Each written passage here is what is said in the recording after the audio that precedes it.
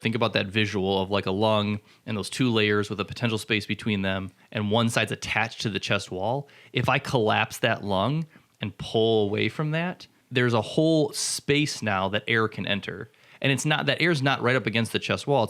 It's up against that parietal pleura. So you have to understand where the air is going when there's a tear. So there's a space between the visceral pleura and the parietal pleura. Yep.